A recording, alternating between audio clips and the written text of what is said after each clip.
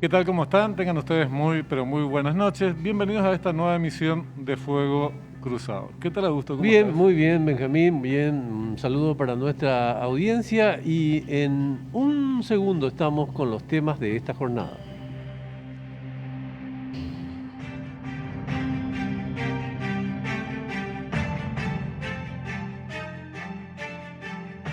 Esta es una semana cargada de informaciones, Augusto. No todas ellas necesariamente son importantes, ¿verdad? O dignas de destacar, pero forman parte del debate de todas maneras. Dos cosas que fueron abundantes en esta semana. Ujú. Informaciones y goles. No te conviene hablar de los segundos. No sé por qué querés interpretar. Yo no tengo problema. No. Digo porque tengo que tener rigor periodístico. Pero bueno, hablemos se me ocurren anuncios en relación a las vacunas. Hoy creo que el canciller Anuncios trataba contradictorios, ¿verdad? de hacer unos números, trataba de educar en 800.000 en el mes de mayo, lo cual de alguna manera, ojalá, ¿no? Claro, por supuesto. Esta es una de las, o es la salida, aunque no se exprese de manera inmediata a modo de solución, es de todas formas es la única solución en el mediano plazo. Entonces, toda noticia en esta dirección, si se concreta, sería extraordinaria. Hay otras informaciones contradictorias, entonces tenemos que ver cuál de las informaciones son las que se constatan como ciertas en los próximos días. Claro. Porque Federico González había dicho, ministro asesor del presidente, que en el corto plazo no se avisoraban, digamos, algunos acuerdos en esa dirección. Materia, ¿sí? Y ya que hablas de contradicciones en el oficialismo, creo que el podio, digamos, está presidido por el presidente de la Cámara de Senadores y el vicepresidente de la República planteando el debate sobre impuesto a la soja. El principal referente de la Oficina de Recaudación de la SED rechazando enfáticamente, y uno de los principales referentes del oficialismo en el Senado rechazando enfáticamente. Sí mismo, Enrique Baqueta dijo es inoportuno, sería un despropósito, y la verdad es que uno, si analiza en qué contexto se plantean estas cuestiones que son recurrentes ante cada problema, subamos este impuesto, pero estamos viviendo una situación excepcional, muy mala en términos económicos y sociales, y plantear esta como una forma de tapar un agujero fiscal que obedece a otros problemas, el remedio puede terminar siendo peor que la enfermedad. Claro, porque fíjate que hay una cuestión que aquí me parece interesante señalar, que es un síntoma político peligroso. Es la incapacidad del oficialismo de consensuar sus temas, Benjamín. Porque no puede ser que en el mismo oficialismo se planteen disonancias tan sonoras en un solo día, sobre un solo tema. Efectivamente. Y Hacienda, si bien altos funcionarios de Hacienda, como bien mencionabas, dicen sería inapropiado en este momento, equivocado, muy erróneo, recurrir a este tipo de medidas, el ministro de Hacienda no se expide. Entonces, arroja una dosis de incertidumbre en un momento en que lo que menos falta es agravar la que ya existe. Exacto. O profundizar la que ya existe. Exacto. Yo probablemente también, es que hay también un juego de opinión pública, ¿no? Probablemente algunos digan, bueno, puede ser simpático plantear una suba, digamos, impositiva, pero se trata en este momento de una cuestión que tenga que ver mucho más con lo que realmente se puede, la seriedad en relación a lo que realmente se puede, y fundamentalmente el gobierno tiene que cuidarse de no tratar de pintar con cal lo que despintó con pintura al aceite, digamos, ¿verdad? Además, Augusto, si vos sos responsable por distintas razones que deben analizarse en paralelo de un enorme agujero fiscal que creaste a lo largo de este periodo y que se cuestiona mucho la efectividad del dinero que se utilizó en este año de pandemia, la solución no puede ser, solución entre comillas, no puede ser recurrir a medidas impositivas que en otros países está generando crisis muy profundas. Es uno de los componentes, por ejemplo, de la crisis en Colombia, país Claro. sumido en una situación sumamente grave en este momento. Bueno, se nos quedó un tema por lo menos que es la reestructuración, pero se nos acabaron los 5 minutos de reflexión inicial, así que vamos a el reconocimiento de campo que tiene que ver con el tema que vamos a conversar hoy con un referente de Colombia, la situación en Colombia. Colombia vive una de las peores crisis políticas de su historia. Lo que ha activado el estallido social en las calles del país ha sido la propuesta de reforma tributaria del gobierno de Iván Duque, que afectaría principalmente a la clase media y a los que menos ganan. La comunidad internacional ha puesto el foco de atención sobre esta cuestión y ha condenado el uso excesivo de la fuerza por parte de la policía durante las manifestaciones. Duque optó por retirar la propuesta por el enorme rechazo social, pero las mismas no pierden fuerzas con el paso de los días. En efecto, este país hermano está sumido en una profunda crisis que ya provocó decenas de muertos, centenares de heridos, pedido de renuncia del presidente de la República. Tiene factores comunes, como después veremos, la crisis que sucede en Colombia, con otros que están presentes en diversos países de América Latina, incluyendo el nuestro también, obviamente tiene sus propias particularidades. Para hablar de este tema estamos en comunicación con Elmer Montaña, él es abogado penalista, experto en derechos humanos, está en Cali en este momento. Buenas noches, ¿qué tal Elmer? ¿Cómo estás? Muy buenas noches, un saludo muy especial para ustedes, es un placer estar con el pueblo paraguayo y bueno, aquí dispuesto a atender sus preguntas. Bueno, Elmer, ¿cómo se puede explicar a la audiencia de Paraguay fundamentalmente la razón por la cual una vez que el Ejecutivo retira el proyecto, la ebullición sigue vigente, digamos? ¿Cuál es, digamos, la línea de base de esa inquietud social que sigue tan viva? Bueno, aquí hay que recordar que en Colombia se venían adelantando toda una serie de protestas sociales antes del inicio de la pandemia y tenían que ver con la política económica que venía implementando el gobierno de Iván Duque. Iván Duque llegó al poder prometiendo que iba a bajar los impuestos y a subir los salarios de los trabajadores. Esa fue su principal propuesta, además de haberle hecho también propuestas muy importantes a los pensionados, al sector de la salud, a los estudiantes, y su gran, digamos, bandera había sido evitar que Colombia cayera en el castrochavismo, que fue una bandera que se agitó en diversos países del mundo para sembrar el miedo en la población, poniendo como referente la situación tan dramática que se estaba presentando o que se viene presentando en Venezuela. Duque llegó al poder y no cumplió con ninguna de sus propuestas, y todo lo contrario, lo que comenzamos a ver era un presidente absolutamente desconectado con la realidad nacional, indiferente al clamor ciudadano. Los estudiantes venían haciéndole exigencias en relación con la necesidad de que en Colombia hubiera una educación gratuita y de calidad, pero además de eso habían una serie de inconformidades de carácter social derivadas también de un problema que se venía acentuando en relación con la crisis económica. Esas manifestaciones, esas protestas quedaron, digamos, suspendidas como consecuencia de la pandemia. El año pasado, pues a raíz de toda esta situación que se ha presentado en todo el planeta, lo que comenzó a sentir el pueblo colombiano era que Iván Duque no solamente seguía desconectado con el pueblo colombiano, con su realidad, con sus necesidades, con sus angustias, sino que estaba comenzando a gobernar de una manera abierta y descarada para los sectores más privilegiados de la sociedad. Pero sobre todo, había una enorme inconformidad con la manera como él venía manejando el tema de la pandemia. El gobierno no implementó medidas para atender las necesidades de los sectores que estaban entrando en crisis, los pequeños y medianos empresarios, los trabajadores. Se comienza a presentar una pérdida masiva de empleos en la ciudad, en el país, y Iván Duque no tuvo en cuenta esa situación y sus medidas de contención fueron realmente insignificantes frente al gravísimo problema que se venía presentando.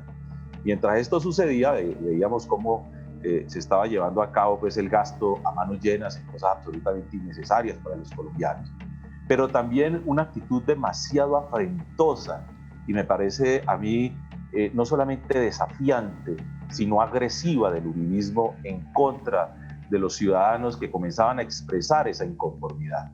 Aquí el gobierno, el uribismo, perdón, a través de sus voceros más tradicionales, han venido incendiando el país con posturas supremamente agresivas, descalificando a todas aquellas personas que piensan distinto al uribismo y al gobierno de turno.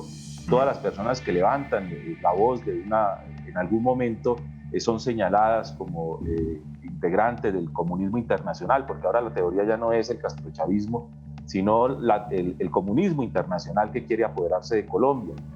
Y sus discursos son discursos realmente incendiarios, cargados de odio.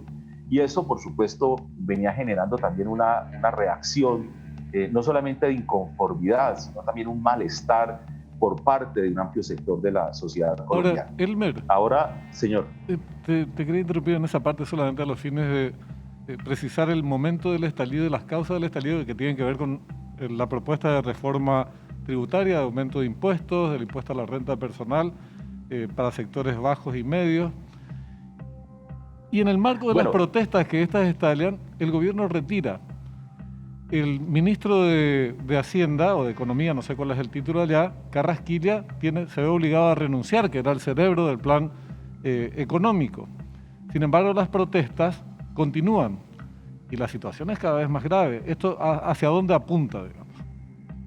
Bueno, Benjamín, lo que pasa es que estaba haciendo un contexto para presentar de que esto no fue fruto de una situación coyuntural. Esto viene sucediéndose como consecuencia de todo un contexto que hemos venido padeciendo en Colombia, donde me faltó mencionar también el problema derivado del incumplimiento del gobierno nacional, que ha sido una de las cosas más graves de los acuerdos de paz celebrados con la guerrilla de las FARC.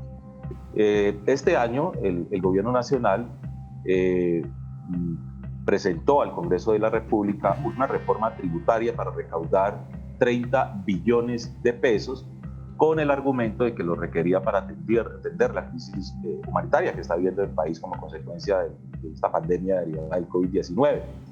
Pero a la vez que hacía ese planteamiento, el gobierno nacional también anunció que haría la compra de 24 aviones de combate, de guerra, a un costo de 14 billones de pesos, es decir, la mitad de esa reforma tributaria.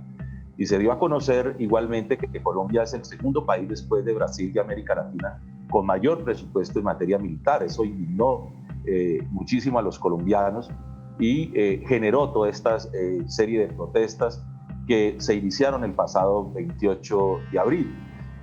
Las protestas se generalizaron en todo el país, fueron continuas, han sido permanentes desde esa fecha, al punto que ya el gobierno tuvo que retirar la propuesta de reforma tributaria. Se presentó la renuncia del ministro encargado de los temas financieros en Colombia, el ministro de Economía, y el ministro de Hacienda, perdón, y hubo una situación que coincidió en ese momento cuando se estaba levantando, cuando se anunció que el gobierno retiraba la reforma tributaria, y era que en ese momento se estaba tramitando también de manera soterrada, sin que se le hubiera dado a conocer a los colombianos, una reforma al sistema de salud, que a criterio de los médicos y las personas que hacen parte del sistema que encabezan el sistema de salud en Colombia, es absolutamente regresiva. Es un modelo que parece que el gobierno pretende copiar del modelo que quiso establecer en los Estados Unidos Donald Trump para enfrentar o para acabar el Obamacare. Abogado, sí. Y frente a esa situación, pues se dieron a conocer esa reforma al sistema de salud, una reforma pensional también, que está en trámite en el Congreso de la República, y una reforma al sistema laboral. Claro. Eso ha indignado muchísimo a los colombianos y por eso las protestas continuaron. Abogado, ahora tenemos que hacer una pausita, pero a la vuelta de ella nos gustaría muchísimo conocer más al respecto del contexto de, por ejemplo, qué sectores son los que están en convergencia al respecto de la protesta, sectores políticos, sectores sociales, ¿Cómo impacta esto en el futuro político inmediato de Colombia? Pero aguárdenos un segundo, por favor, ya volvemos de una pausa, ¿sí?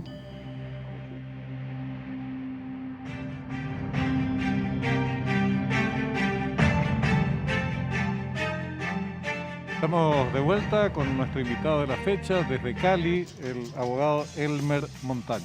Señor Montaña, le preguntábamos antes de la pausa respecto de hacer un reconocimiento de campo, justamente cómo está compuesta la protesta, qué sectores convergen allí y cómo define esto el futuro inmediato de la política en Colombia.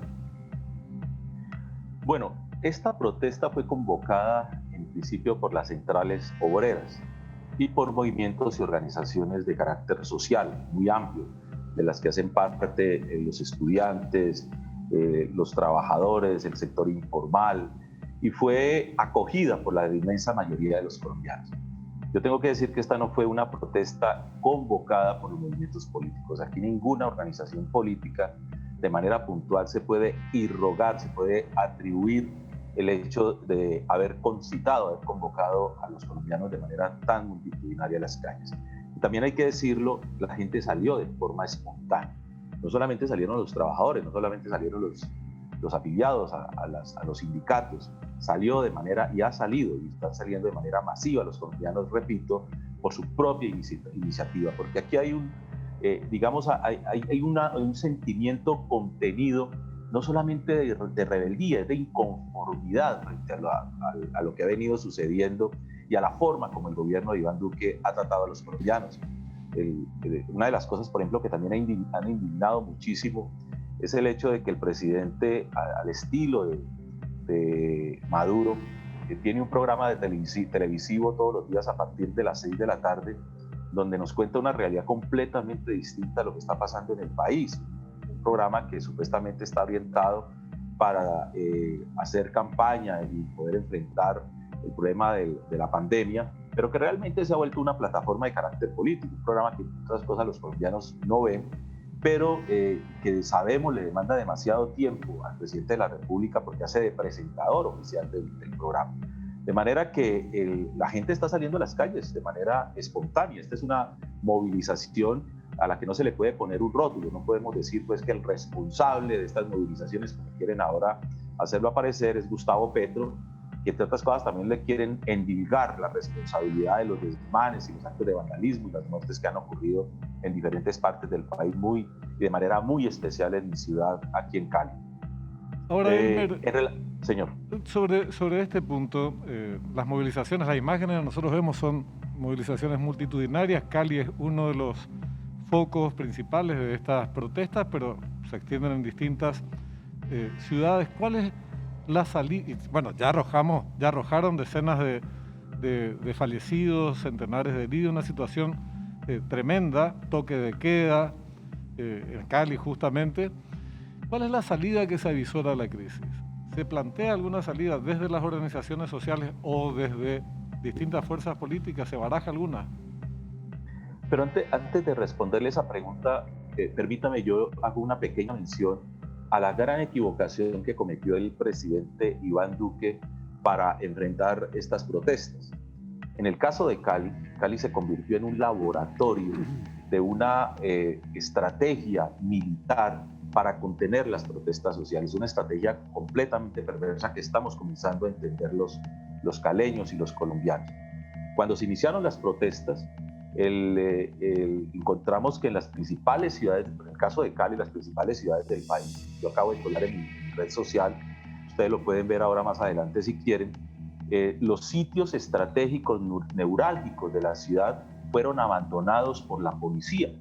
Se sabía que podían presentarse actos de vandalismo, que esos actos de vandalismo lo cometen de manera puntual pequeños grupos de personas que no van con los manifestantes, sino que van en sectores paralelos, aledaños o en los sitios estratégicos. Eso se había anunciado, se había advertido sobre esa situación y sin embargo no había presencia de la fuerza pública. Se entregó el 28 de abril la ciudad a los saqueadores. Es una cosa que nos dejó realmente asombrados porque mientras la protesta transitó de manera pacífica por una vía arterial de la ciudad y se concentró en la sede de la plaza donde se encuentra ubicada la alcaldía de Santiago de Cali. En lo que respecta a los sitios aledaños, que eran los sitios vulnerables, no hubo presencia de fuerza pública y esos sitios fueron saqueados por pequeñas hordas de delincuentes que hicieron de las suyas, se metieron a los bancos, quemaron instalaciones bancarias, establecimientos de comercio, edificaciones enteras fueron quemadas por parte de los vándalos y no hubo ninguna reacción de la policía, ni siquiera después de haberse cometido estos hechos, pese a que estas zonas están supremamente vigiladas por cámaras de seguridad y que había un centro de mando en donde estaban concentradas toda la policía y las autoridades municipales precisamente para hacer frente a la situación. Ahora entendemos que era una manera de permitir el vandalismo para deslegitimar la protesta social, porque enseguida lo que han hecho los medios de comunicación oficialistas es mostrar el vandalismo como si fuera la consecuencia no, como si fuera fruto de las movilizaciones. Y les quiero decir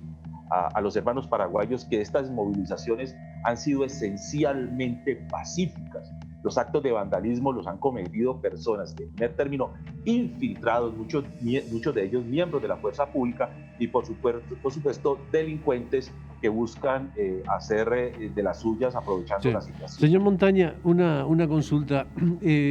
¿Puede ayudarnos a georreferenciar en base al mapa de Colombia cuáles son los puntos críticos de protesta en este momento? Y en segundo lugar, ¿podría ayudarnos a mirar un poco el futuro en términos de calendario electoral? ¿Qué compromisos tiene Colombia en relación a renovar sus autoridades, por ejemplo? Bueno, les quiero decir que las protestas han sido generalizadas, se han presentado en las principales ciudades del país. Digamos, del sur hacia el norte hemos tenido protestas en Pasto, en Popayán, Pasto Nariño, que es fronterizo con el Ecuador, después en un departamento que es el departamento del Cauca, pero también ha habido en los departamentos aledaños, en el Valle del Cauca, en Chocó, en el eje cafetero, en Cundinamarca, en Bogotá, en la costa atlántica, en fin, en diversas ciudades del país se han presentado estas protestas, donde han sido más violentas las manifestaciones y más dura la represión por parte de la policía ha sido en la ciudad de Cali, desafortunadamente. Hasta el momento llevamos alrededor de 30 muertos, que es el dato oficial, pero las organizaciones de derechos humanos hablan de alrededor de 50 personas que han sido asesinadas.